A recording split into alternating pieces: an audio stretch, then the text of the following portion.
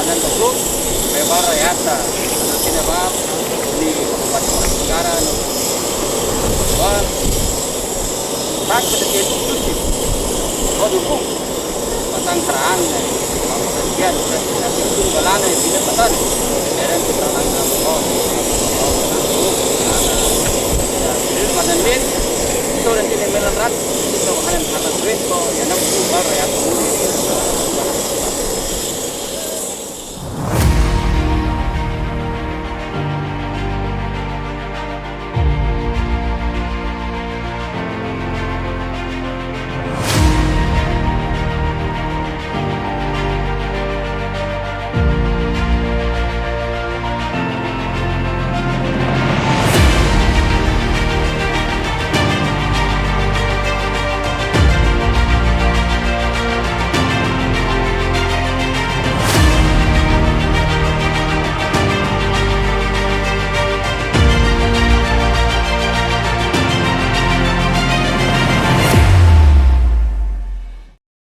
Terhormat Bapak Menteri Kelautan dan Perikanan Republik Indonesia, Bapak Insinyur Sakti Wahyu Trenggono MM, beserta rombongan, sekali lagi kami ucapkan selamat datang di bumi Larvul Ngabal, Kepulauan Kei, Kabupaten Maluku Tenggara. Terima kasih juga untuk Bapak Wakil Wali Kota Tual yang sudah bergabung dengan kami. Dan di kesempatan yang berbahagia ini, mohon berkenan Bapak Menteri dan rombongan mendengarkan sedikit paparan yang akan disampaikan oleh Bapak Bupati Maluku Tenggara. Kepada Bapak Muhammad Tahir Hanubun, disilakan. Pak Menteri yang saya hormati dan rombongan Wakil Wali Kota Tual, pimpinan diri sekalian yang berbahagia. Karena tadi saya sudah sampaikan di Pak Menko tadi, ini saya ulang kembali khususnya untuk soal kelautan dan perikanan yang maksudnya sekarang untuk seaweed estate ini yang tadi sudah saya sampaikan ke Pak Menko, tetapi mau tindak lanjut untuk ke Pak Menteri. Tetapi sebelum itu saya hanya mau meyakinkan bahwa kondisi COVID-19 di Maluku Tenggara itu zero sama nol. Jadi alhamdulillah itu khususnya daerah yang hanya punya pariwisata dan perikanan, dan khususnya untuk perikanan ini kami memberikan dukungan dari Pak Menteri untuk kegiatan-kegiatan. Yang pertama adalah soal seaweed estate yang sudah dilakukan, ini kita coba untuk akan datang. Pak Menteri yang menghormati bahwa yang ada di depan ini lahan yang telah diusahakan itu semua 8.000, lahan yang ada itu 8.662,23 hektar lahan yang dimiliki untuk rumput laut. Itu baru dikelola 846, berarti baru 7% dari jumlah 8.000 sekian itu. Artinya masih luas, dan ini sangat berpengaruh kepada angka kemiskinan di Maluku Tenggara. Dan kalau misalkan ini kita kelola secara profesional dan baik bersama-sama dengan pihak ketiga, maka saya yakin angka kemiskinan itu akan dia turun karena akan menyerap tenaga kerja yang lebih besar lagi. Dan target dari pengembangan industri rumput laut sudah harga rumput laut tadi saya sudah sampaikan, jadi harga rumput laut kering ya, kalau misalkan ada seaweed estate ini dia akan meningkat. Yang sekarang harganya tidak menetap, artinya dia turun dari 8.000 naik ke kadang 14.000, kadang-kadang dia turun lagi. Itu karena memang tadi belum ada investor yang ini hanya dikelola swadaya oleh masyarakat setempat. Dan kalau misalkan ada investor, maka harga kita pertahankan dengan harga 22.000 ini ke depan. Tenaga kerja meningkat. Insya Allah kalau misalkan kita kelola saja 500 hektar saja, itu berarti nanti tenaga kerja meningkat menjadi 12 orang tenaga kerja akan terserap. Pendapatan per kapita meningkat, dan nilai tukar budidaya ikan akan meningkat 100 rupiah sementara, dan PDB meningkat pada tahun 2022. Angka kemiskinan insya Allah juga akan menurun dan mudah-mudahan kita bisa mencapai angka yang ditetapkan oleh angka provinsi. Kalau provinsi mengatakan angka kemiskinan itu turun menjadi 19%, tapi kami memang sama 19%, tapi kondisi COVID-19 ini bukannya kemiskinan itu menambah, tapi malah dia berkurang. Kami juga sudah mendapat penghargaan dari Menko melalui Presiden melalui Menko Perekonomian. Itu kami dapat TPID terbaik untuk Indonesia berturut-turut 2 tahun, mulai dari 2019 sampai 2020, itu 2 kali bersama dengan 4 kabupaten kota lain di Indonesia. Menurunkan angka kemiskinan. Pemicunya waktu COVID-19 itu Pak, artinya selain rumput laut itu disehatkan ada masyarakat setempat, itu juga kami bikin kebun yang namanya DEKS atau kebun perbekalan.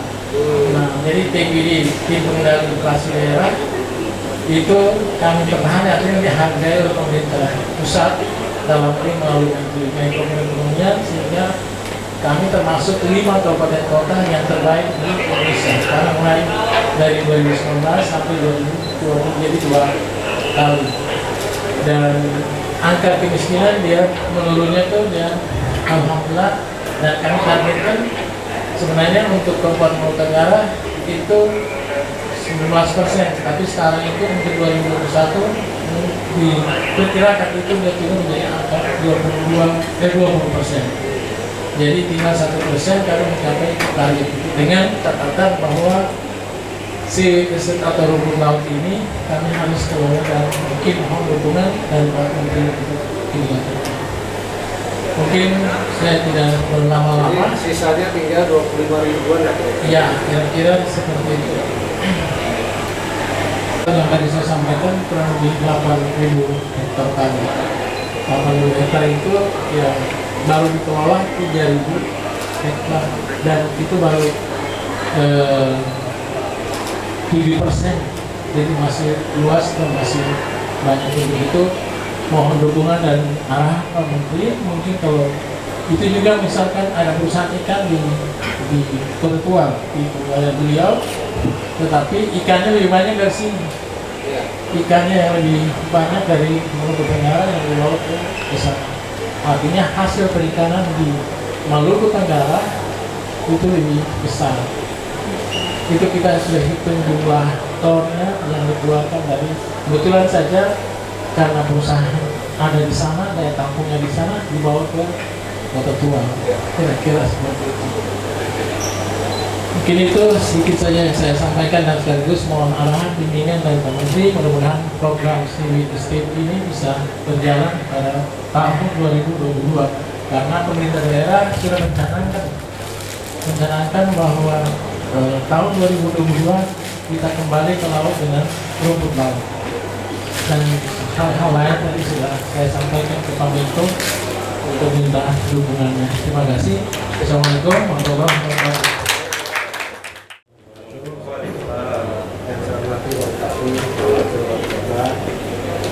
Ini saya yang kedua hari di sini. Yang pertama lalu adalah saya ingin melihat fasilitas yang ada di Tua. Selain juga kemudian pelabuhan kita dan pelabuhan. Tapi Bapak Bupati dan Pak Wali, saya melihat Tua adalah menjadi satu kesatuan, baik itu kabupaten maupun kota. Ini saya lihat adalah satu kesatuan. Itu adalah wilayah pengelolaan perikanan di 718, 714. Jadi salah satu program selain peningkatan atau pengelolaan penangkapan terhukum sektor perikanan tangkap, salah satu yang menjadi concern kami dan menjadi program kami adalah sama. Jadi memang kami akan mengembangkan rumput laut di wilayah sini. Dan yang selanjutnya sama seperti yang saya lakukan di Biak tadi. Jadi kami bekerja Biak itu melihat adalah di wilayah 715 dan 747. Potensi perikanan berdasarkan kajian Komnas Fiskan ada sekitar 1,2 ton. Nah, kami undang investor juga ke sana. Karena pihak-pihak nah, kami juga di sektor perikanan tangkap kalau di Tual itu sudah ada. Dan nanti hasil PNBP-nya Bapak itu dibagi sama. Jadi tidak hanya kalau Tual, kalau pabriknya atau pengolahannya kebetulan di Kota Tual, tapi seluruh syaratnya adalah seluruh pegawainya harus dari lokal. Jadi lokal dari Tual itu kabupaten dan kota. Yang kedua, kami akan mengundang investor nanti khusus untuk rumput laut. Jadi saya sangat paham bagaimana pengembangan rumput laut. Jadi kalau rumput laut hanya rumput lautnya saja, kemudian industri kita tidak bawa ke sini, maka yang terjadi akan terjadi kekurangan harga. Dan tapi di sisi lain juga kemudian industri yang dia melakukan satu pengolahan, dia juga butuh sumber bahan baku yang dia tidak mau juga fluktuatif, kalau dia fluktuatif. Kita akan bantu otak mulai dari pembiayaannya, jadi modelnya nanti seperti apa. Kami sudah mencari pembiayaan dari luar untuk kita kembangkan di wilayah sini, nanti menjadi pusat produksi rumput laut selain di Maluku Tenggara juga di wilayah Tumpang. Jadi nanti kalau kita bicara rumput laut, Maluku Tenggara. Kalau kita bicara industri perikanan, pusatnya industri perikanan yang sangat memadai itu di Pulau Tual, Pulau di Tual. Jadi karena bandaranya sudah ready juga, kalau itu kemudian saya laporkan kepada Bapak Presiden, Tual ini sebenarnya bandaranya tidak perlu diperpanjang lagi, kalau kurang panjang diperpanjang lagi bisa. Jadi kalau mau terbang langsung dari sini ke destinasi, nah itu bisa. Jadi tidak ada masalah. Sehingga mohon dukungan nanti bahwa nanti yang melaut di wilayah Kepulauan Tual atau wilayah perairan Laut Tual hanya boleh fishing industry dan nelayan lokal Tual. Nelayan tradisional yang ber-KTP di Tual, ber-KTP di Ambon, ber-KTP di Merauke dan di sekitar sini. Kalau nelayan di luar wilayah itu nanti oleh Pak Dirjen PSDKP, kebetulan beliau istrinya orang sini, tadi sama saya mau bintang 2 Pak, jadi udah laksamana kuda. Siap. Nah, istrinya orang sini. Ya, ada kan Pak? Ada Pak. Siapa? Nanti saya minta Pak. Kita belum bisa membesarkan dan kita harus kreatif, salah satunya dengan model penangkapan terukur kita bisa mendapatkan PNBP yang maksimal yang pembinaan pembangunan. Saya kira itu nanti secara detail barangkali Pak Dirjen akan menjelaskan bagaimana mekanisme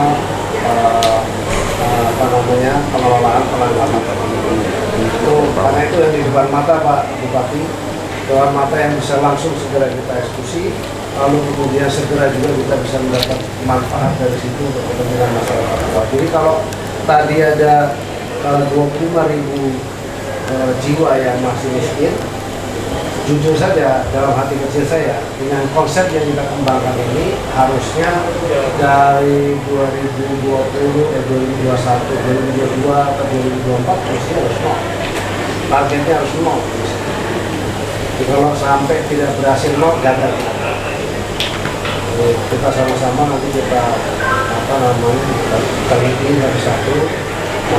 Karena begini, kalau kita dorong semua misalnya kenal budidaya rumput laut, yang bersangkutan nggak sukanya ke bidang lain, ya kita mesti dorong kira-kira. Tapi dari sisi kegiatan sekarang pasti kita akan memberikan satu kontribusi yang maksimal di sektor. Saya kira demikian. Terima kasih. Wassalamualaikum warahmatullahi wabarakatuh. Wassalamualaikum warahmatullahi wabarakatuh.